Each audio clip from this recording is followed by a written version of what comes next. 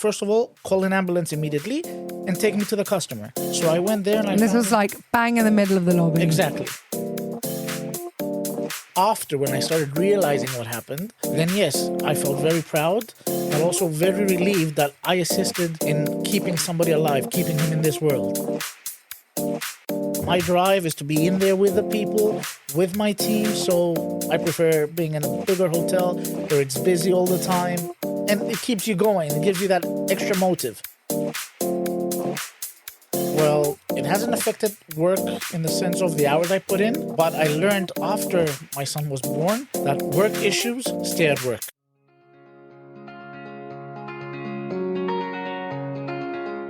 I'm Farah Shammas. Welcome to Hotel Talk. We hope you enjoy listening to this friendly conversation between people connected by real life in hotels. Today, I'm so happy to have with us one of our very own. I'm always happy to be with our team. And to be honest, it's one of the reasons we started this podcast, to really let everyone in the world see why people like us do what we do. And today is a classic example of that. I have with us Ioannis Demenegas, who is our food and beverage manager here at St. Raphael Resort in Marina. And among the many stories that we're going to talk about today and learn a little bit more about him and hopefully about the industry, we're going to dive straight in and talk about literally a life-saving experience that happened just a week ago. Ioannis, thank you so much for coming down from your office into our studio. I just did a live on Instagram showing everyone what it's really like to be in here. Thank you for having me. Pleasure. Good morning to everyone. Looking forward to this chat. Me too. How are you doing today? Started my day like usual. Went around from the breakfast, check everything is okay around the hotel, all the outlets. You definitely get your steps in, that's for sure. Over 15,000, 16,000 a day. Oh my goodness, it's so good. We don't need to do gym in this hotel. So Ioannis, we definitely want to talk a little bit about you and what you do, but I do just want to shake things up and do a little bit of a different program on this particular episode and dive straight in to a story that will most probably shock a lot of people. And that is about saving lives. In any hotel, we see so many people from all over the place come, so many ages, so many backgrounds, so many health issues, and in so many circumstances. So we have a lot of stories at this hotel. You've worked in many different hotels, so have your own. But specifically last week, we had a case of a man nearly dying after having a heart attack. And I really want to share with everyone what happened and how you very much helped save that man's life. So let's take it from the beginning. It was a Thursday morning. Actually, the gentleman and his wife were waiting they had checked out and they were waiting for the bus because they were from a canceled flight from the night before. Okay. I was in the executive offices. So just to explain to everyone who's not in the hotel industry listening to this. So when some flights are cancelled, obviously, sometimes the airlines or the airports arrange a place for those guests to stay. And in this case, these clients had not been holidaying with us, but had a cancelled flight and they were sent to St. Raphael Resort to spend the night. And then, checked out and were on their way to the airport. Exactly. So I was in the office talking with Christian about next week's functions to prepare the schedule. And Prokopi from the front office comes and says that a man is having cardiac arrest and he's looking for someone who knows first aid. So I told him, first of all, call an ambulance immediately and take me to the customer. So I went there and this was like bang in the middle of the lobby. Exactly. I found him laying there on the couch, his tongue out, and his wife in panic next to him, not knowing what to do. So first thing I did was put him to lay down. On the floor? No, on the couch where he was there. Because I was alone, nobody had come yet. And I went and I called for help. And Andras Joshis was coming up. And he's our health and safety officer. Exactly.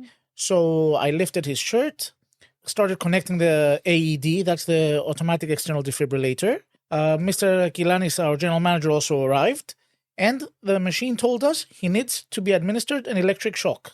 Which is amazing. The machines are so, they've changed. They're so advanced. They've changed so much in the last few years. They're analyzing and they're telling you whether he needs or not. And they regulate by themselves the amount of joules, the electric energy that they need to give. So they gave the first shot, it analyzed, and it said we needed to start CPR. So there, without thinking, I just locked my palms in place, which is the procedure you should do, and started counting A1, A2, A3, up to 30, and then gave him the first 30. And then I instructed Andreas Georgis to give him 2 breaths, because that's 30 to 2. It used to be the standards. Also, a funny point here, the American Heart Association recommends to follow the pace to the song Staying Alive. Ha, ha, ha, ha, Staying Alive. It's the perfect rhythm to do. It's amazing, yeah. At some point, Mr. Kilanis asked me if I'm tired. I was like, not yet. I'll let you know when. When I got tired, we switched. And then the machine said... Because it is a lot of hard work. It is. You're putting a lot of energy because you have to pump, let's say, around 5 centimeters. Oh. And in 30% of the cases, you might crack a rib or two. Which and in you my said case, I think I cracked because I heard the sound. Mm. And then it said, again, don't touch, analyzing.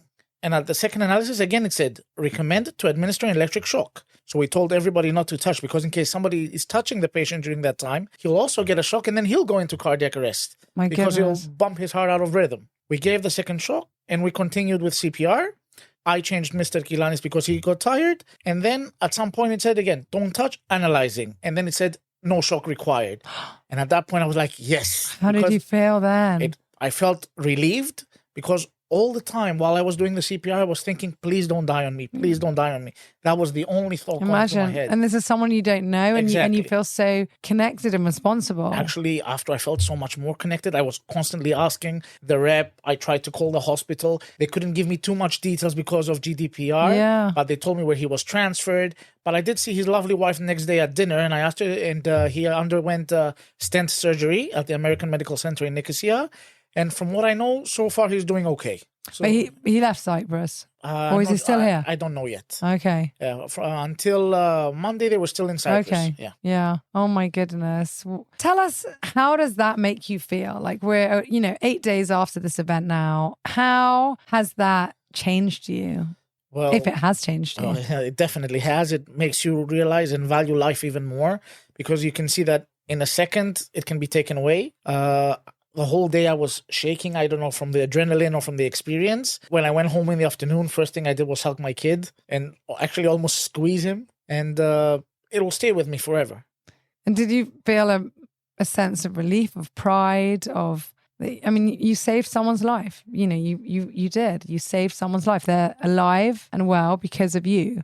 How does that make you feel? On the day, no. After, when I started realizing what happened, then yes, I felt very proud, but also very relieved that I assisted in keeping somebody alive, keeping him in this world. And imagine if he would have gone on the bus to go to the airport, that's what he was waiting for, in the middle of nowhere, or if he was on the flight, or even if the flight wasn't cancelled and he was back home alone with his wife, who didn't know CPR, as it turned out. That man would have been gone now. It really highlights the importance of first aid courses. I think every hotel and big establishment around the world does or should definitely do it for ideally all their staff, but definitely at least the majority. So at any given point, there's always someone around that knows it. How did that make you feel about your courses that you've done? When Prokopi came and told me, the first thing that kicked in was my training. And it's a good thing that it's a repetitive training every 2 years. And in hotels, but not only in hotels, in all areas where there's a lot of people, there should be trained personnel to be able to handle it and to handle pressure at that point, not to get stressed. And it's a basic thing nowadays. And AEDs really save lives. So you should have them in key locations. In our hotel, thank God, we have 3. We had one at Seashells. Now we have it at the tower. We have at the reception. We have down at the Marina Police. So we're covered. In short distance, you can be there. Yeah. Because you have 7 minutes to get to him until brain damage starts to occur. And at the 13th minute, it's permanent. It's irreversible. Absolutely. Yeah. It just changes your life, I think, among so many other things that happen in hotels and that we see. But this is definitely something that will stay with most people who are working that day, I think, forever. Ioannis, tell us a little bit about you. Let's go into maybe a more lighthearted, hopefully, part of your journey. So your personal journey, your hotel journey, what do people need to know about you? What sums you up? And how did you get into food and beverage? So that's a very good opportunity because not many people know this story I'm going to share with you today. I started working in the tourism industry when I was 16 because my father went to work abroad. And my mother, in order for me to not go around and to control her son's upbringing, through a family friend, put me to work in a summer restaurant. And that's where I first got into the service as a waiter. Okay, my mom's dreams were for me to be a doctor. And actually, I did study 2 years of medicine before I realized it wasn't for me. Coming back home, when I didn't tell my parents I quit medicine, I had already done my papers to study hotel management. And I had a huge argument with my parents that ended up with me leaving home for around a month and a half. For the first week, I was actually sleeping in my car and going to work part-time in Paralina, if you remember. Used to be under Park Beach Hotel. Absolutely. And then next to Guaba, the summer one. I used to shower there, open in the morning. And one day, Mr. Zilnas, the owner, came and found me showering. We're like, why are you showering here? I explained the story to him, and that's why I'm eternally grateful. He called Park Beach Hotel, booked me a room for the duration of my stay, and said, come and see me in the afternoon. I went to his office. He was like, what happened? I told him I quit medicine. I want to be a hotel manager. This is my call, my drive. He was like, okay, go study it. I was like, well, because of this, my parents kind of cut me off. So I have to work in order to fund my studies. We're like, no. Have you enrolled somewhere? Like, yeah, you're going. We're like, how? I can't fund it yet. We're like, no, I'm going to pay for it. And he paid for my entire hotel management studies. Wow. Ioannis, bless him. Yeah. He's a friend of mine. That's why my parents now, my late father and my mom, they love him so much because he actually took care of their son. I've reconciled with my parents years ago, and we have a lovely relationship. They love their grandson also. But Mr. Ioannis is like a second father to me. So whenever he calls, I'm there. So I finished my hotel management studies. I came back as a trainee manager in another 5-star hotel. Then I became an F&B manager in another hotel, then operations in a small one. And now here at the St. Ref. Now you're back to a big hotel with us. Well, we're very, very happy to have you with our team. So you've been here for nearly a year. Nearly a year now, yeah. Yeah, we're getting there. Just after Christmas, you would have been with us for a year, which is so exciting. How have you found the change? Because, I mean, you've experienced both now. You've experienced the very large hotels and being in F&B, which is the biggest department there is. And then you went to a smaller hotel and you were an operations manager. So maybe you got more into the nitty gritty of overall operations, but in a smaller establishment. How have you found the differences between the two, working for a smaller or a bigger hotel? Well, working as an operations manager in a smaller hotel, I got to see some details of the paperwork and stuff that I wouldn't see as F&B manager. But to be honest, my drive is to be in there with the people, with my team. So I prefer being in a bigger hotel where it's busy all the time and it keeps you going. It gives you that extra motive. And tell us a little bit about the challenges of the food and beverage department. Well, especially in a big hotel, the food and beverage department has many challenges because you have a variety of people that you have to please. Conferences, banqueting, weddings. And the biggest disappointment, I would say, is that maybe you'll do an event for 500 people. 499 are happy, but there's that one person that you didn't manage to satisfy. And you're like, why? And next time you try to do better. And that keeps you going because you always want everybody to leave with a smile on their face. But there's some people, there's an expression, there's no pleasing everyone. Exactly. You know, there's some people who they are just miserable. And then, you know, we have to remind ourselves, and this applies for all walks of life, that it's not personal. Like if someone is that way inclined, then we wish them the best. And, you know, but we can't take it to heart. And that's what I tell all the team, because sometimes I see people who really get hurt. You know, I've seen people come to my office crying because someone's been so mean to them, unnecessarily so. And that's why, we say you should always choose kindness. Exactly. But, you know, you really try, you give your best to please them. And when you don't, it takes a piece of you.